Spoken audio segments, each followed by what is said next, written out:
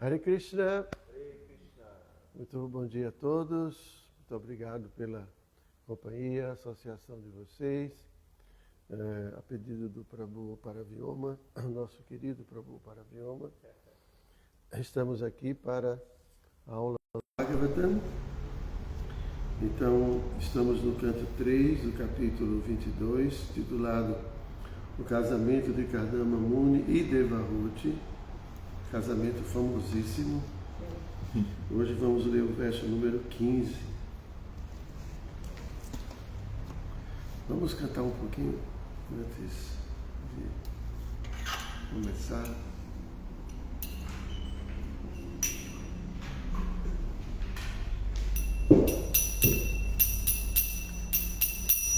Jaya Radha Madhava Kunja Bihari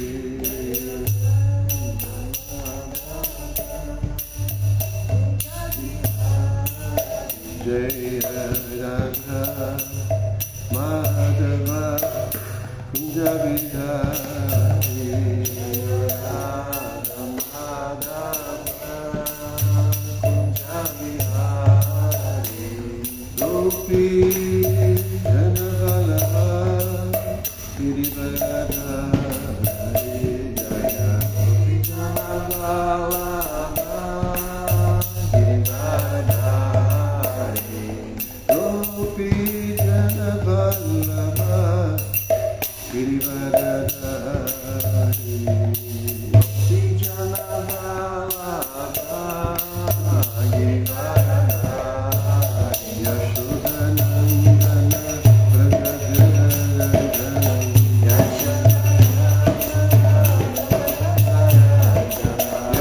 Yashodanandana Pragadhanandana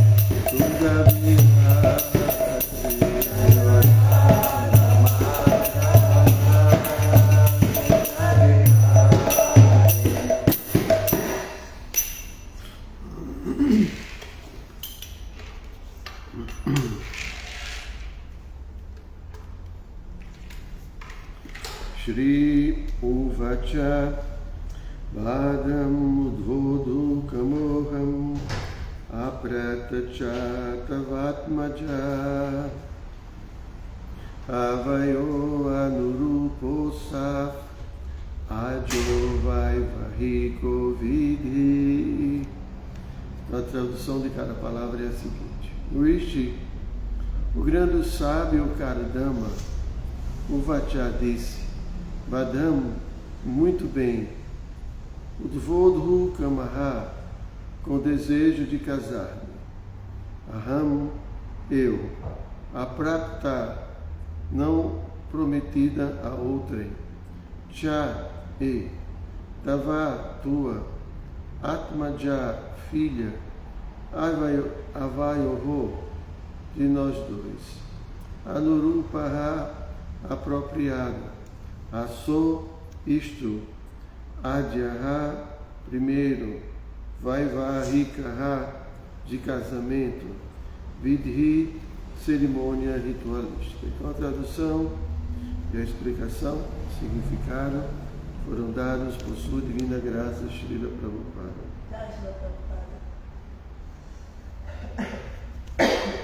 O grande sábio respondeu: certamente tenho desejo de me casar, e tua filha ainda não se casou, nem está prometida a ninguém. Portanto, nosso casamento, de acordo com o sistema védico, pode ser realizado. Então vamos para o significado. Kardama Muni teceu muitas considerações antes de aceitar a filha de Swayambhuva Manu. A mais importante delas era que Devahuti tinha, em primeiro lugar, se decidido a casar-se com ele. Ela não escolheu ter nenhum outro homem como seu esposo. Esta é uma consideração importante, porque, segundo dita psicologia feminina, quando uma mulher oferece seu coração a um homem pela primeira vez, é muito difícil tomá-lo de volta. Além disso, ela não havia se casado antes. Ela era uma moça virgem. Todas essas considerações convenceram Kardama Muni a aceitá-la. Por isso, ele disse: sim, aceitarei tua filha sobre as regulações religiosas do matrimônio. Há diferentes espécies de casamentos, dos quais o casamento de primeira classe é realizado ao se convidar um noivo adequado a aceitar a mão da filha e dá-la em caridade, bem vestida e bem decorada com adornos, juntamente com um dote de acordo com os recursos do pai. Há outros tipos de casamentos, tais como o casamento Gandharva e o casamento por amor, que também são aceitos como matrimônio. Mesmo que alguma jovem seja raptada à força e mais tarde aceita como esposo, isto também é aceito. Porém, Kardama Muni aceitou o processo de casamento de primeira classe, porque o pai da moça assim o desejava e a filha era qualificada. Ela jamais oferecera seu coração a mais ninguém. Todas essas considerações fizeram Kardama Muni concordar em aceitar a filha de Swayambhuva Manu como sua esposa. Srila Prabhupada Ki Jai. Om Agyana Timirandasya Gyanam Jana Shalakaya Chakshu Umilitam Jena Tasmai Shri Gurave Namaha Sri Chaitanya Manobhistam Istaptam Jena Bhutale Swayam Rupa Kadamayam Dadati Swapadam Tikam Namo Vishnu Padaya Krishna Prestaya Bhutale Srimati Hridayananda Goswami Iti Namide Namo Vishnu Padaya Krishna Prestaya Bhutale Srimati Bhaktivedanta Swami Iti Namide Panchakalpa Tarubhyasya Vipa Sindhu Vyayevacha Patitanam Pavanebhyo Vaishnavebhyo Namaha. Então, essa passagem do Bhagavata é uma passagem assim, bastante conhecida, né? Justamente pelo fato, né, de que aqui trata-se de um tema que é muito importante para a vida de uma pessoa, né? Que é assim, o casamento, né? A ligação de uma pessoa com outra, a vida íntima. E então existe aqui, como o Prabhupada falou, que Kardama Muni ele fez várias considerações, e obviamente é isso que todos nós deveríamos fazer ao decidir ingressar na vida desse ashrama, Grihastha Ashrama. Eu me lembro muito bem que quando eu fui tomar sannyasa e fui falar com o meu mestre espiritual, então ele me disse: você precisa ter autoconhecimento para tomar essa decisão. Você tem que se conhecer para saber se é isso que você quer, assim por diante. Então, eu acho que a primeira consideração aqui importante é que Kardama Muni já era uma alma, pelo menos Prabhupada fala nos significados anteriores, ele era uma alma autorrealizada, ele era um yogi extremamente poderoso. Então, ele, num certo sentido, ele não precisava tecnicamente de uma esposa, né, porque ele já estava situado numa posição muito elevada. A gente sabe que logo mesmo depois do casamento com Devahuti, né, eles não foram para a lua de mel, coisa assim. Ele continuou com sua meditação e ela também o seguiu, e ele pôde, apesar de ser um pobretão, vamos dizer assim, porque ele não tinha nada, era apenas um yogi, mas todo mundo sabe, né, pelo menos naquela época, que um yogi do nível de Kardama Muni, apesar de não ter nenhum dinheiro, ele podia manifestar com seus poderes místicos qualquer tipo, né, de opulência, como ele fez. Né, ele construiu um palácio mais rápido do que qualquer engenheiro ou empresa multinacional. Ele manifestou tudo muito facilmente e deu a Devahuti muitas servas e tudo mais. Claro que Swayambhu Brahmana e a própria Devahuti sabia muito bem disso. Né? Não foi à toa que Swayambhu Brahmana quis dar a sua filha a Kardama Muni. Apesar de que o casamento foi um casamento, como dizer, arranjado, né? Como a gente diz, a gente sabe que, devido à influência da energia ilusória, um pai também pode, motivado pelo modo da paixão, interesses econômicos, forçar a sua filha a casar com uma pessoa que não é qualificada espiritualmente, mas é qualificada num sentido que possui poder econômico, alguma coisa assim. Mas, assim, falando de uma forma mais pura, né, ou isenta, a ideia é que um pai que ama sua filha, seu filho, sempre deseja o melhor, né,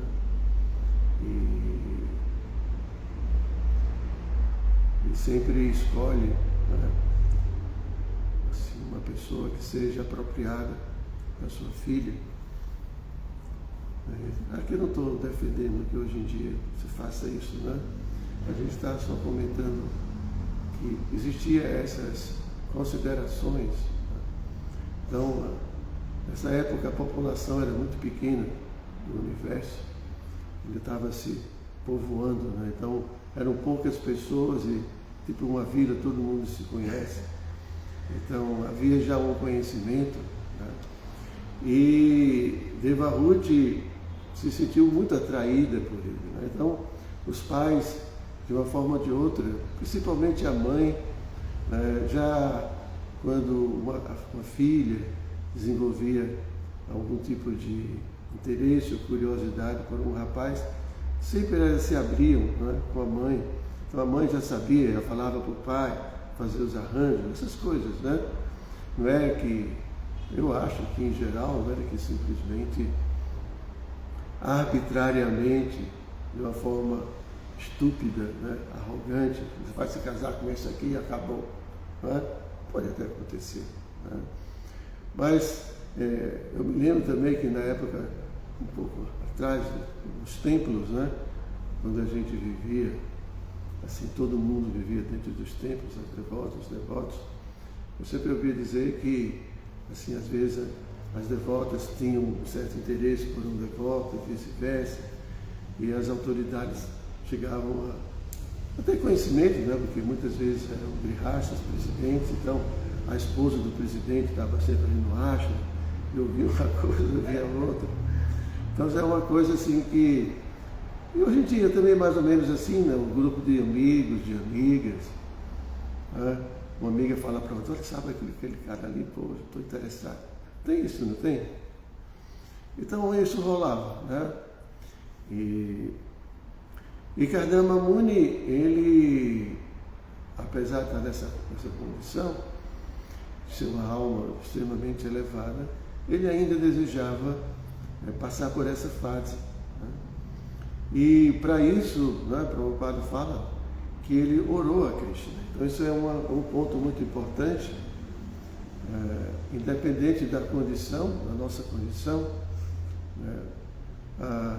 é sempre muito importante a gente orar a Krishna e pedir a Krishna que ele nos ajude a escolher, ou que ele faça os arranjos, para que a gente possa se casar com uma pessoa apropriada. Agora, quando a gente fala se casar com uma pessoa apropriada, então aí entra uma questão muito íntima, muito pessoal, porque o que a gente quer realmente num casamento?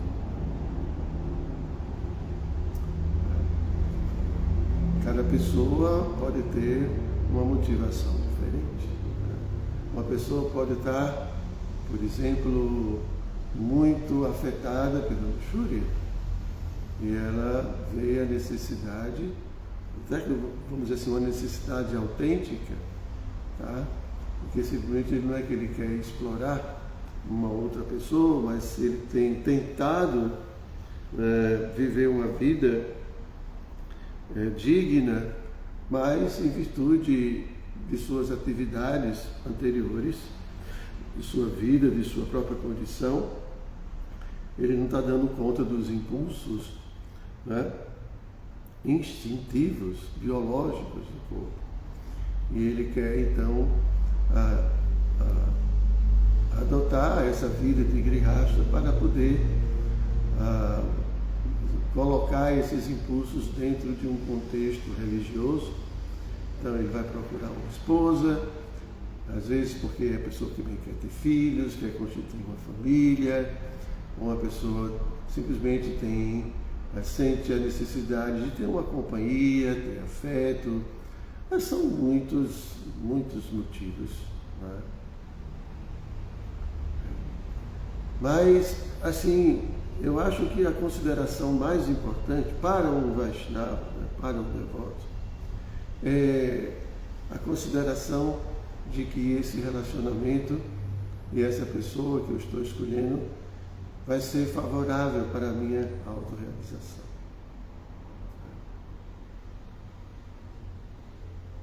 Então, essa deveria ser o critério mais importante. Claro, todo mundo tem liberdade para decidir a vida que quer viver, mas a gente está falando para o caso de uma pessoa que, de fato, o interesse dela é a autorrealização. Ela quer avançar espiritualmente, seriamente. E para isso ele teria que ver os aspectos do parceiro ou da parceira que podem favorecer ou não a continuidade do seu caminho para a autorrealização. Uma vez meu mestre espiritual, ele falou numa aula que muitas vezes o problema é que a gente fica intoxicado pela ação dos hormônios. E assim como uma pessoa intoxicada, a gente perde a clareza para poder decidir as coisas com uma certa racionalidade, Porque uma vida a dois, um casamento, é, em geral, um embate entre egos, um embate entre culturas. Estou falando em geral, porque todos nós temos o nosso ego, nascemos em famílias diferentes, salvo algumas exceções, mas principalmente hoje, há algum tempo atrás, embora no interior tem uma vida muito pacata, então, tipo uma vila, então praticamente todo mundo vive uma mesma cultura, tudo muito próximo.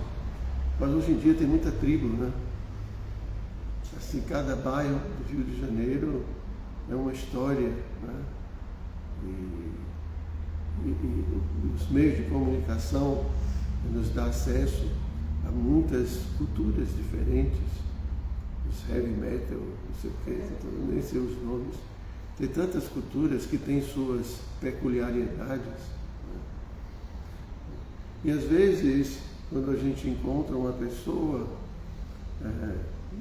dependendo da nossa condição interna, então a gente, fatalmente a gente espelha, né, o que está dentro da pessoa que a gente vê, a gente faz uma projeção e muitas vezes essa projeção ela é muito imperfeita. Né?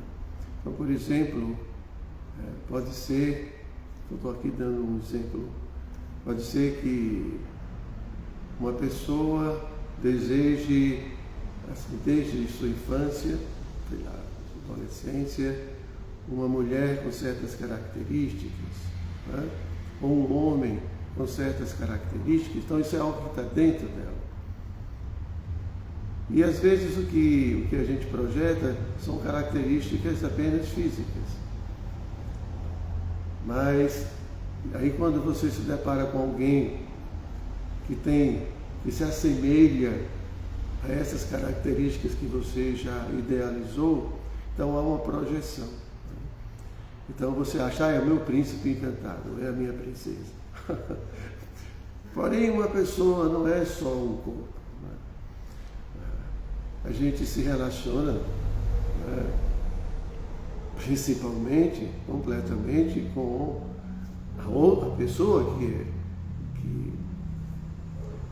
é baseada na sua psique, na sua personalidade, os seus desejos e assim por diante, os planos.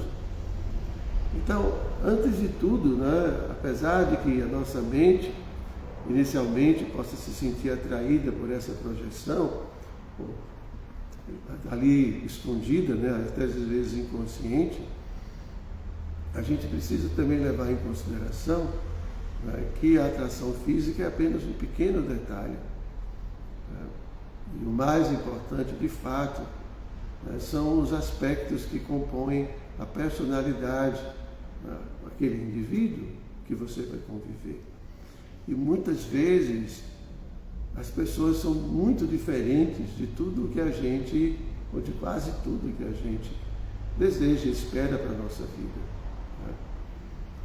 Então, às vezes, impulsionado, né, por essa projeção, ou mesmo pelos aspectos mais instintivos, a gente termina também aceitando a reboque, né, toda uma conjuntura, né, que a mente da outra pessoa traz para uma relação. Então, às vezes, a pessoa pode ser muito bela, muito belo, mas pode ser estúpida, pode ser extremamente violento. Existem muitas pessoas, né, narcisistas, extremamente egoístas, e normalmente são as pessoas que têm uma beleza, né, que difere do geral. Normalmente são pessoas, às vezes, que se terminam se tornando muito orgulhosas, vaidosas. Né? Claro que isso não é uma regra, mas é bem assim, né? Quando a gente tem algum tipo de aspecto que nos diferencia para melhor dos outros, a tendência é que essa pessoa ela é sempre glorificada por essas características. Você é muito isso, você é muito aquilo, você é muito inteligente. Então a pessoa normalmente se identifica, o ego fica muito inflado. E uma relação com uma pessoa inflada é muito difícil, porque ela sempre vai tentar prevalecer. Então, por isso que se aconselha muito, né, antes de a gente realmente contrair uma relação séria com uma pessoa, que a gente tome conhecimento, né, da personalidade. Então, normalmente, assim,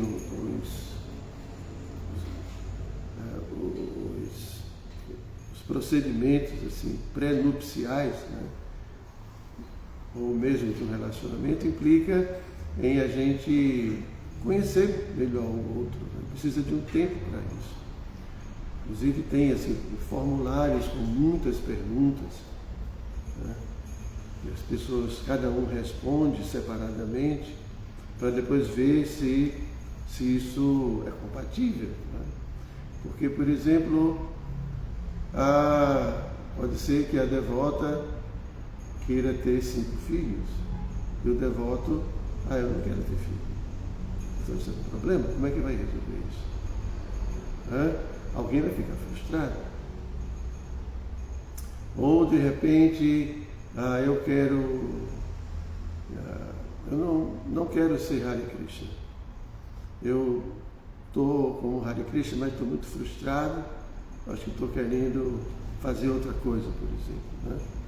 Mas de repente o parceiro, a parceira, né, queria viver como um devoto e poder ler o Bhagavad Gita juntos, poder adorar a deidade juntos.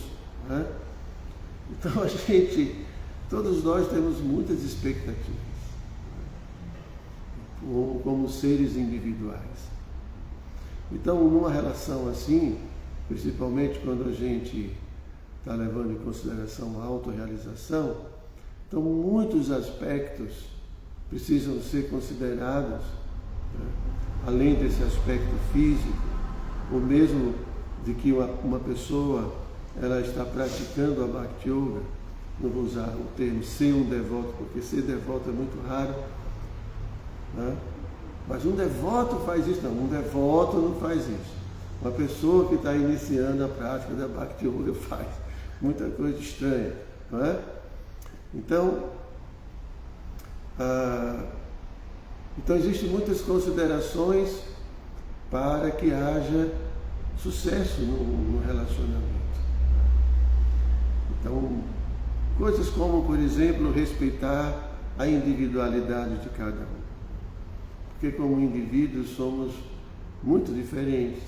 Apesar de termos algum consenso em alguns aspectos da vida, mas também temos muitas diferenças. E devido ao ego de cada um, se não há maturidade psicológica, isso é um grande problema. Uma pessoa madura psicologicamente, ela primeiro que não depende do outro para ser feliz. Ela simplesmente está associada a outras pessoas para contribuir e receber contribuição para o seu próprio desenvolvimento. Mas quando as pessoas não têm maturidade psicológica, então cria uma dependência muito grande.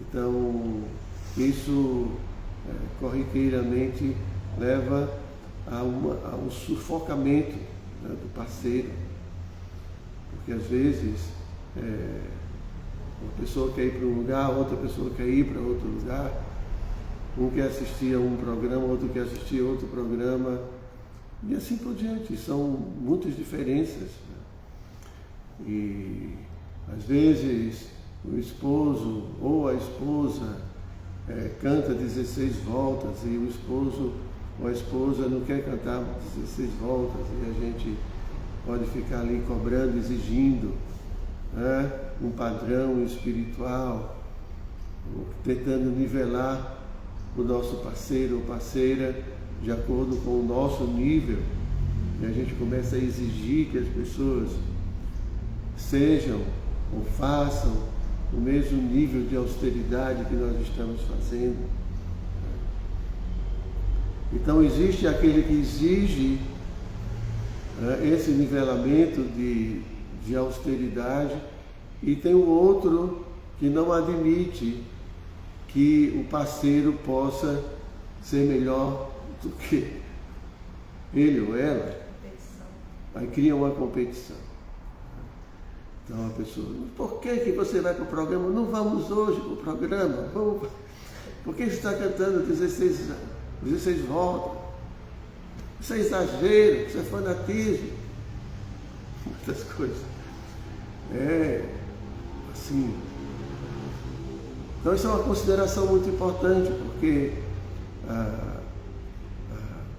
Se a gente não leva em consideração tudo isso e não conhece bem o parceiro, então aí vai ser um inferno, vai ser um conflito muito grande no relacionamento. Então existem outras considerações, como aqui Karyamani Muni sabia que ela não tinha se comprometido com ninguém. Então isso é uma coisa importante. Você vai se casar com alguém que já é casado? Vai se relacionar com alguém que já tem um compromisso? Isso é uma coisa que, apesar de hoje em dia, parece que está se normalizando, né? Eu me lembrei aqui agora do caso de Bhishma, né? E Bhishma, ele foi buscar 3 rainhas para Chitravirya se casar, né? E Ambika, se não me engano, ela já estava comprometida, né? Já estava interessada, né, em alguém. Acho que era Shishupala, não me lembro mais quem é. Mas ele não sabia, então ele sequestrou as 3, uma coisa assim muito fantástica hoje em dia. E o casamento kshatriya, né? Claro que hoje em dia isso não é permitido, obviamente. Né? Então, e aí quando ele chega lá, eles descobrem que ela já tinha dado o coração dela para outra pessoa. Então, aí ele ficou super constrangido por isso e a leva de volta, só que quando ela volta, né, naquela época a cultura era assim, né? Ela não é mais aceita, né? Apesar de não ter tido nada, não ter acontecido nada. Então eles eram extremamente exigentes, né? Pelo menos os homens eram extremamente exigentes com relação a essas situações, né? A gente sabe, né? Nós Vaishnavas sabemos disso, apesar de que hoje em dia tudo é muito diferente. Existe muita discussão com relação a o que seria o ideal, né? Seria se casar com uma pessoa experiente da vida, que teve muitos outros relacionamentos, ou com uma pessoa que nunca teve relacionamentos. Então existem aspectos favoráveis, aspectos desfavoráveis. Muitas vezes uma pessoa que já teve muitos relacionamentos tem a possibilidade de banalizar o relacionamento e em vez de insistir no sentido, não estou falando de situações de abuso, mas porque às vezes qualquer dificuldade a gente já põe um fim, né, no relacionamento, e a gente precisa entender que o casamento é um espelhamento, né, onde o ideal é que tanto o esposo quanto a esposa possa contribuir para a identificação de anartas um do outro e possam juntos corrigir esses anartas e não simplesmente desistir, né? Então muitas vezes quando a gente já passou por muitos relacionamentos, né, existe também essa possibilidade de a gente banalizar, assim, achar que não, por umas simples coisas, né, aí você também começa a comparar, né? O meu outro ex não era assim, não tinha, você começa essas comparações, isso também desgasta muito, né, nos relacionamentos, porque ninguém é igual, né, todo mundo é muito diferente, né? Por outro lado, uma pessoa assim experiente, né, então não fantasia tanto quanto uma pessoa, né, que está iniciando um relacionamento e às vezes, devido à falta de experiência, também pode sofrer bastante, né, por não entender certas peculiaridades dentro de um relacionamento a 2. Então isso, cada um tem que levar, tem que colocar tudo isso, né, no seu processo de análise, de observação. Né? Tem pessoas que são extremamente ciumentas, né? E outras pessoas não têm problema de ciúme. Então, são tantas coisas. Então, outro dia eu assisti uma palestra de um psicanalista bem conhecido, e ele estava falando que basicamente um relacionamento assim implica que ambos precisam suportar as dificuldades uns dos outros, né? Ele tem que ter essa capacidade, né, de suportar, porque isso significa que a gente tem que ter muita empatia. A gente precisa se colocar na posição do outro, para entender o outro. Precisa ter muita compaixão, precisa ter muita paciência. A gente precisa ter várias virtudes para suportar os conflitos que cada um de nós traz consigo. Então não é simplesmente porque agora eu estou casado, me casei, que então resolvi todos os meus problemas. Não, os nossos problemas com os nossos pais ainda estão presentes em nossa mente. E se o nosso pai foi muito autoritário, muito provavelmente a mulher vai, diante de qualquer atitude um pouco mais forte, vai ver a figura do pai. E então vai conflitar como se fosse conflitando com o próprio pai, porque é um processo de transferência e vice-versa. Então, nós carregamos a nossa mente, todo o nosso conteúdo mental, nosso ego falso, a gente carrega para onde a gente for. Então, por um lado, temos essa necessidade de estarmos juntos, de compartilharmos afeto, carinho, conhecimento, mas por outro lado, os nossos egos doentes criam muito conflito, muita confusão. Então, por isso estávamos falando dessa maturidade psicológica. Isso implica entender que nós temos toda essa bagagem e essa bagagem pode proporcionar atrito com a bagagem que o outro traz. Então, essa sensibilidade de saber ouvir, um dos aspectos mais importantes no relacionamento é o diálogo, né?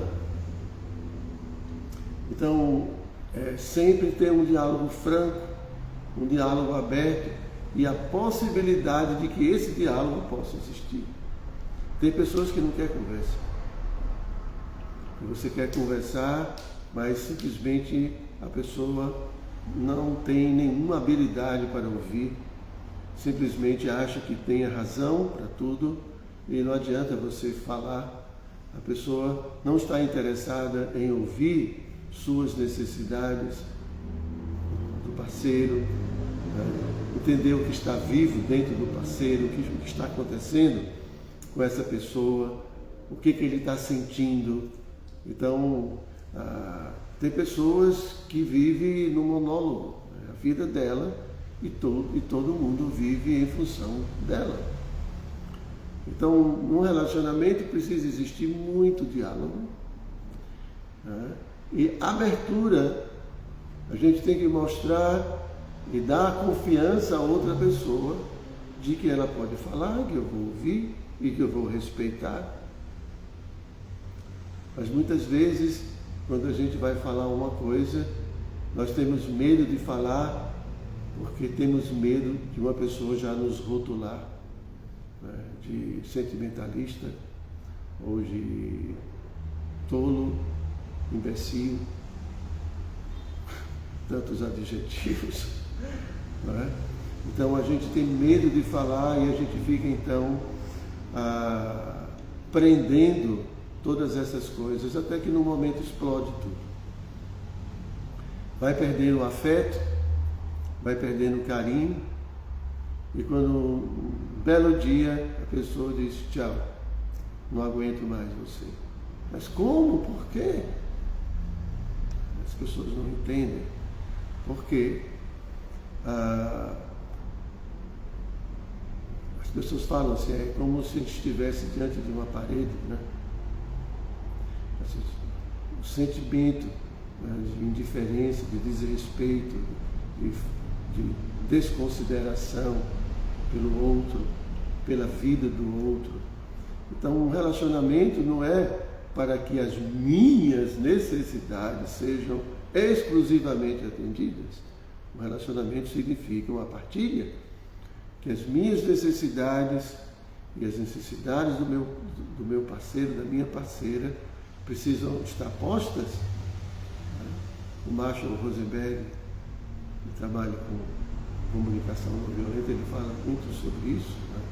De poder expressar, ter espaço para expressar nossas necessidades e poder corresponder com as necessidades do nosso cônjuge é um grande presente, né? E poder servir alguém que está conosco, né?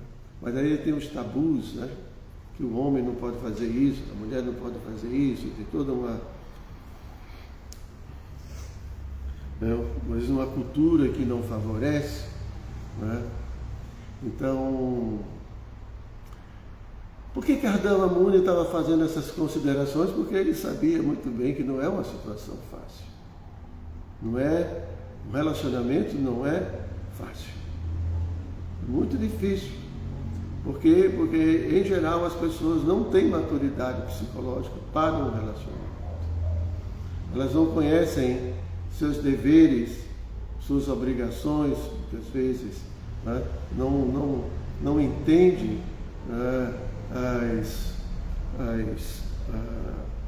as implicações de um relacionamento. Em geral, a gente não sabe nem se relacionar conosco mesmo, o que dizer de se relacionar com outras pessoas. Então, quando a gente, né, entra dentro de um relacionamento, a gente tem que entender, né, principalmente, né, porque as atividades íntimas que envolvem o corpo físico, né, isso são muito circunstanciais, são muito temporárias, muito momentâneas. O que faz realmente a vida de um casal é a amizade, é a cumplicidade, e não esses momentos, né, que são muito pontuais. Então a gente vai se relacionar com a personalidade, vamos dizer assim, com a mente do outro. Agora imagine, se eu não consigo controlar nem a minha mente, imagine se associar com a mente de outro e de outros que vão vir. Então a gente precisa, né, por exemplo, quem administra o tempo tem que lidar com a mente de muita gente. E não é fácil, né? Lidar com a nossa própria mente, que às vezes trabalha contra o nosso próprio auto-interesse como alma espiritual, e lidar com outras mentes que também não estão contribuindo para o auto-interesse daquelas almas. Então é uma loucura, simplesmente uma loucura. Para dar certo precisa de muita expertise, muito preparo, isso é verdade, isso é verdade. Então tudo começa, né, com uma boa escolha, né? Aqui não estou dizendo especificamente, né, com quem vocês vão se casar, ou se vão se casar, isso é uma questão de vocês.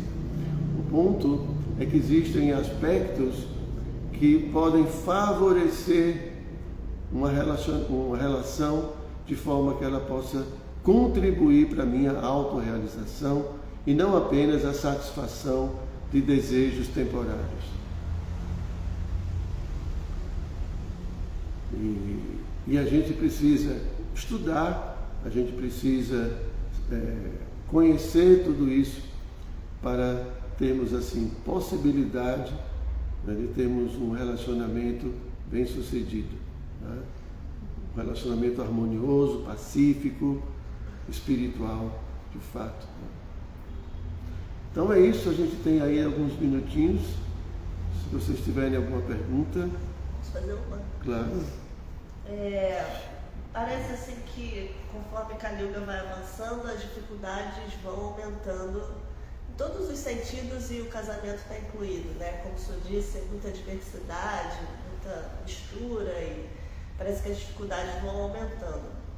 Ao mesmo tempo, esse conhecimento, ele nos mostra assim que tudo é karma, guna, como o seu mestre espiritual falou, hormônios, como o senhor falou, projeções. Então fica parecendo assim que o ashra de Grihastha está fadado ao fracasso, assim, né?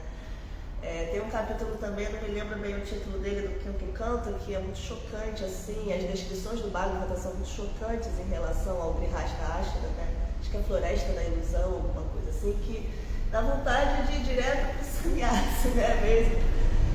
Porque, não sei, fica parecendo que Grihastha Ashra não é, assim, uma boa escolha quando a gente entra em contato com o Bhagavata, por exemplo. Essa é a pergunta? Não é só o ashram de Grihastha. Ser um brahmachari também é muito difícil. Ser um sannyasi também é muito difícil. Porque a gente está lidando, né, com as nossas próprias limitações. Então, os ashramas são lugares onde as pessoas elas conseguem, vamos dizer, colocar de uma forma mais harmoniosa a sua condição atual. Não é uma questão de fugir. Não adianta, como a Arjuna queria fugir da batalha, deixar de ser kshatriya para. Isso não é artificial. Não é? Então, quem está no ashram de sannyasi é porque se sente cômodo nesse ashram e para ele isso é mais favorável à sua autorrealização. Um brahmachari está no ashram de brahmachari naquele momento, porque para ele é um momento adequado para aquela experiência e assim por diante, o Grihastha. Então as dificuldades que eu falei de relacionamento e de convivência íntima e tudo mais, isso é geral, isso faz parte da natureza humana. Né? O ponto é que, por exemplo, uma pessoa como que está no ashram de sannyasi, né? Então tem a possibilidade de, se ele, né, está bem nessa posição, né, que está ali artificialmente, então ele tem uma vida mais simples, é uma vida mais fácil de viver. O Grihastha precisa ser muito forte. Né? Uma vez eu ouvi uma aula na Índia, o devoto falava assim, você tem que estar apto para manipular a energia de Krishna sem se envolver. Entende? Porque o sannyasa ele renuncia. Né? O brahmachari também. Mas o Grihastha ele tem que aceitar. Mas para ele aceitar e não se contaminar, ele tem que estar muito preparado para isso. Por isso que é dito que o Grihastha é mais elevado do que o brahmachari, no sentido que o brahmachari ele está renunciando tudo, ele se afasta de tudo. O Grihastha aceita tudo. Né? Mas se o Grihastha não for preparado, então ele vai estar na floresta do desfrute. Entende? Daí ele vai usar toda aquela energia para o seu desfrute. Aí é onde há o perigo. Mas o sannyasi também tem a sua floresta de desfrute. As facilidades, todo mundo ali respeitando, e, né, as pessoas dão doações, dão dinheiro, você pode ter muitas coisas. Hoje em dia, assim, não é um sannyasi comum na época da cultura védica, né, que realmente você não tinha nada, porque na nossa cultura é Yukta Vairagya, você tem as coisas para utilizar para Krishna. Então, existe também, pode acreditar, são muitas dificuldades. Agora, como a gente estava falando ontem, as dificuldades nascem da nossa ilusão, da nossa condição. Então, mesmo uma pessoa no ashram de sannyasi pode estar invejando outros sannyasis, pode estar fazendo política contra outros sannyasis, ou contra um líder, ou contra qualquer pessoa. Né? Pode estar fazendo política, pode estar envolvido com muitas coisas, pode cair, Shurya, Então, todos nós temos dentro de nós, vamos dizer, basicamente os mesmos ingredientes. Agora, cada um, como eu iniciei, precisa ter autoconhecimento para saber aonde vai ser mais confortável para mim, para que eu possa continuar a minha prática espiritual. Isso eu entendo, poxa, eu estou vendo que é hora de casar, então eu preciso ter uma esposa. Então, o que é que eu preciso? Eu preciso saber como é que se acha. Que qualificação eu preciso ter para ter um relacionamento saudável? Quais são as dificuldades que eu vou possivelmente enfrentar? Então, deixa eu escolher bem o meu parceiro, a minha parceira, deixa eu conhecê-lo antes, para que possamos minimizar os possíveis problemas, porque problema vai ter. Então, isso é uma coisa que a gente entender. Não vai ser falando assim, de uma maneira bem genérica, né? Tem as brigas de casais, que a gente sabe que isso é uma coisa completamente corriqueira. Então, estar preparado para isso. Assim como um soldado que vai para uma guerra, ele tem que estar preparado. Imagina você ir para uma guerra sem saber quem você está enfrentando, qual é o seu inimigo, qual é o campo de batalha, qual é a arma que você vai utilizar, quais são as possíveis estratégias do inimigo. Entende? Então, claro que a esposa não é um inimigo, mas assim como a nossa condição interna se torna nosso inimigo, porque temos muitas coisas que a gente não gosta e que atrapalham a nossa vida. Então, no sentido como para lá na Maharaj fala para Irana Kashipu, que os sentidos descontrolados são os nossos inimigos. Então, nós trazemos inimigos nossos, e esses mesmos inimigos nossos terminam sendo inimigos da pessoa com a qual a gente convive. Então, isso é todo mundo. Todo mundo está susceptível. Então, a crítica do Bhagavatam é para o Grihamedi. É diferente. O Grihastha é uma coisa, o Grihamedi é outra coisa. O Grihastha, ele faz da sua casa um ashram. Mas aí precisa ver, eu sou um Grihamedi ou sou um Grihastha? Então, o Grihamedi é aquele que está ali acumulando, acumulando facilidades para o desfrute material. Então, essa pessoa está numa floresta de ilusão e está preso, acabou. Não importa se a gente chama de devoto ou qualquer coisa assim. Essas nomenclaturas não dizem nada. O mais importante são os sintomas, o comportamento. Então, eu também um sannyasi. Então, existem prerrogativas para todos esses ashrams. Então, a gente fala de ashram, mas assim, no final das contas, eu sou uma pessoa, sou uma alma dentro desse corpo. E eu quero a minha autorrealização. E vou enfrentar as minhas mazelas, fruto de minhas vidas anteriores, ou minha vida anterior, minhas memórias, minhas contaminações e tudo mais. Eu vou ter que enfrentar isso. Você vai enfrentar como indivíduo, seja como uma pessoa, seja sozinha. Se você tem uma pessoa legal do seu lado, joia, você vai conseguir passar por essas coisas. Você vai ter uma contribuição de alguém do seu lado ali ajudando, e vice-versa. Entende? Ou um sannyasi, ou um mestre espiritual, precisa ter associação com outros mestres espirituais, outros sannyasis, pessoas mais evoluídas para também aprender. Sadhu Sangha é algo que é indispensável para a nossa vida, porque é justamente esse espelhamento, a gente vai estar aprendendo uns com os outros. Não é um ambiente de inveja, um ambiente de disputa, um ambiente de competição, mas um ambiente de contribuição. Então, um devoto fala, Prabhu, Maharaj, eu estou vendo isso aqui, eu acho que reveja isso aqui, eu acho que isso aqui não é legal. Poxa, era mesmo? Deixa eu ver aqui, entende? É num ambiente seguro, num ambiente de confiança. Então, Prabhupada fala isso, a questão da dificuldade do Grihastha é que você obrigatoriamente tem que se envolver muito com o mundo. você tem que trabalhar, você vai ter filhos, né? Tem uma esposa, um esposo, tem muitas obrigações que nos mantém obrigatoriamente, né, nesse fluxo da vida material. É diferente de um brahmachari e de um sannyasi. Eu não preciso mais trabalhar, né, fora, eu não tenho essas obrigações com filho, com esposa. Então imagine, é muito menos envolvimento. Então o problema é o envolvimento. Agora, se a gente se envolve e não está preparado para se envolver, aí é um problema.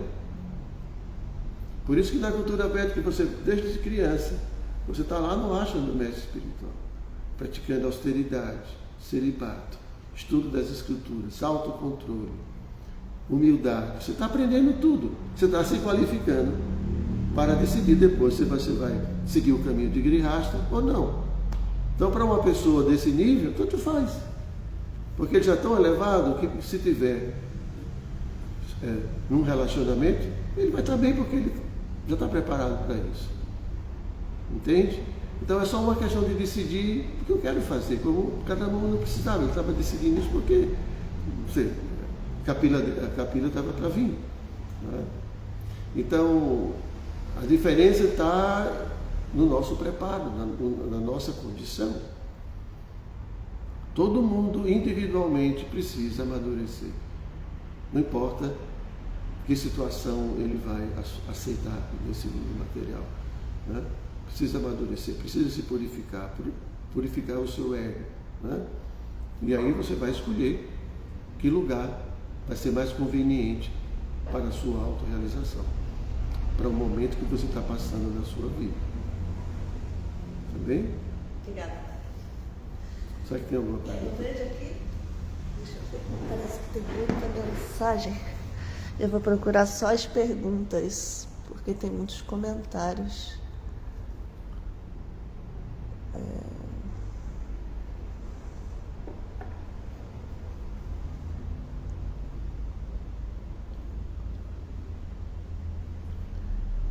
Tem uma pergunta do Marcelo aqui. Qual a principal austeridade que podemos fazer para conseguir um bom casamento? Eu acho que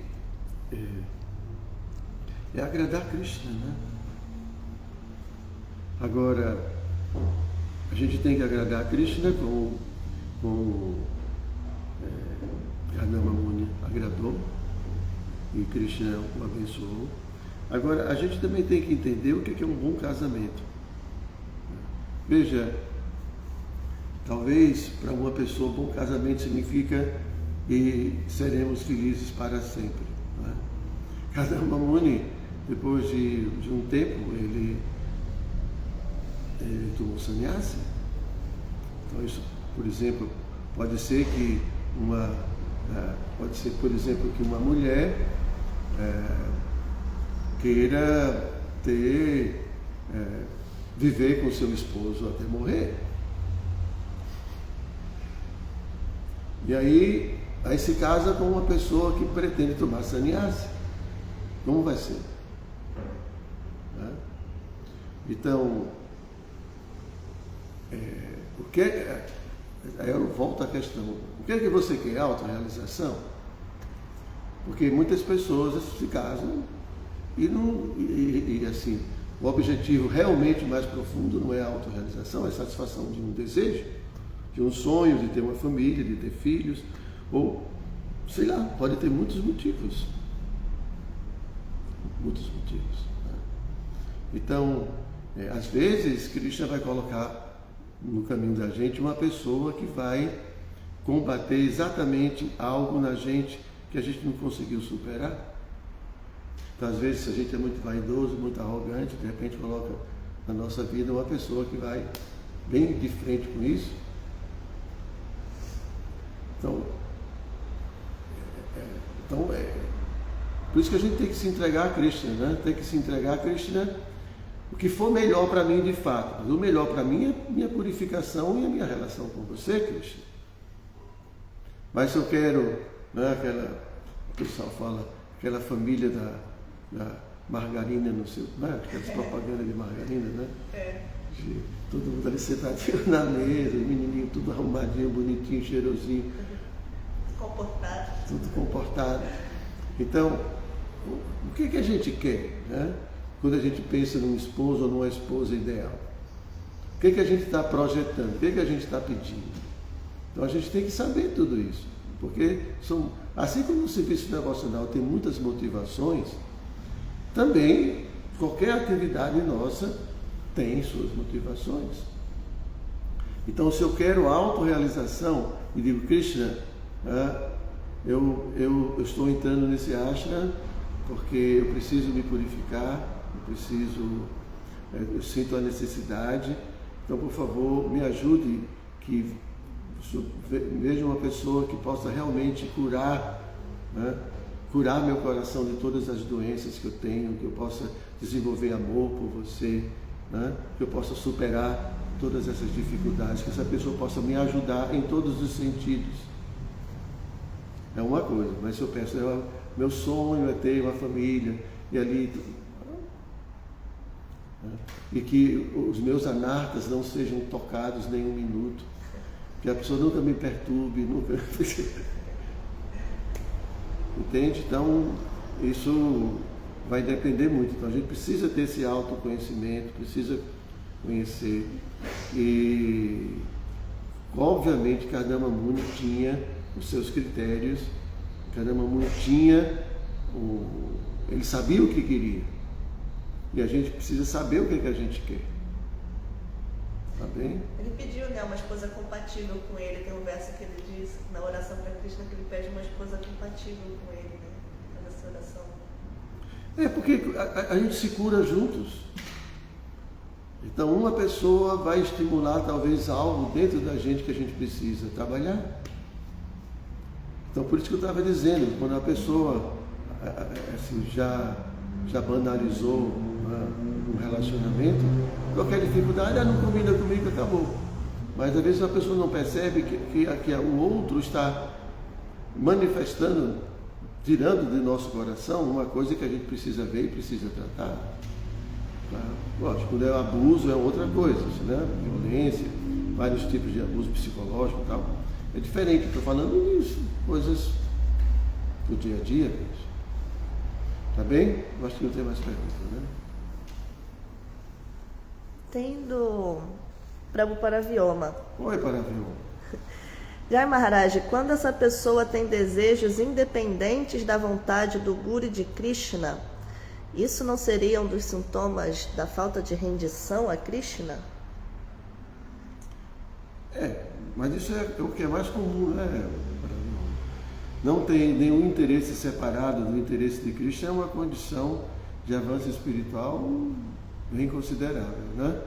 Bhaktivinoda Thakur, ele fala dos princípios de rendição, ele fala que esse é o mais elevado, né? Quando a gente se entrega completamente a Krishna, então o sintoma disso é que a gente não tem nenhum interesse separado. Mas isso é muito raro de acontecer. Então, eu acho que nós, devotos, ou qualquer pessoa, mas principalmente aqui estamos falando com os devotos, é importante a gente considerar que nós não somos perfeitos e que não é só pelo fato de estar cantando Hare Krishna que agora todos os nossos defeitos vão desaparecer. Então a gente tem que levar em consideração nossa personalidade, a personalidade da pessoa com a qual a gente está se aproximando. A gente tem que levar em consideração todas essas coisas, porque elas vão entrar em conflito ou em harmonia, dependendo, né, da condição de cada um. Então, a gente não pode simplesmente, vamos lá, se não der certo, tudo bem, a gente não precisa nem se casar, a gente se junta aqui, vamos curtir aí um pouco, e se não der certo a gente separa, depois vem outro. Então, assim, eu acho que a gente precisa ser um pouco mais sério se a gente quer, de fato, a autorrealização, né? A gente precisa ter compromisso, responsabilidade com o mestre espiritual, com Krishna, né? Com todo esse processo, para sermos bem-sucedidos. Se não tem problema, a próxima vida continua, e aí vamos, né? as pessoas às vezes não percebem que elas estão atuando contra o próprio interesse delas, porque é como o professor de matemática que passa um dever de casa e o aluno não quer estudar, então o professor não vai perder nada, quem vai perder é o aluno, porque ele vai precisar desse conhecimento para a sua vida, por exemplo. Né? Então, se alguém quer chegar a uma universidade e ser um engenheiro, ele tem que aprender matemática, ele tem que aprender as coisas básicas. E se a gente quer autorrealização, se a gente quer desenvolver Prema Bhakti, amor por Krishna, a gente vai ter que entender que Krishna, a gente não vai poder desenvolver essa consciência espiritual cheio de anartas. Então a gente tem que purificar os anartas, a gente tem que se tornar santo. Em outras palavras, a palavra cristã, ser santo. Mas não dá para ser santo, dá para ser santo porque a alma é originalmente santa. Quando entra nesse mundo, tudo bem, né? Se contamina com os asuras daqui e aprende um estilo de vida assúrico.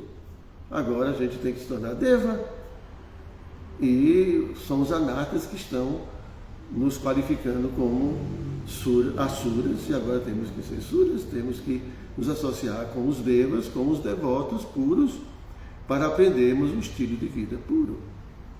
Não é? Então é isso. Responsabilidade, compromisso, né? E esse interesse separado do interesse de Krishna, isso é a grande maioria de nós que ainda temos, né, identificação corpórea e, consequentemente, individualismo, egoísmo, e queremos desfrutar separado de Krishna. Isso é o padrão. Né? Mas vamos tentar ver, né, o melhor possível para a nossa vida.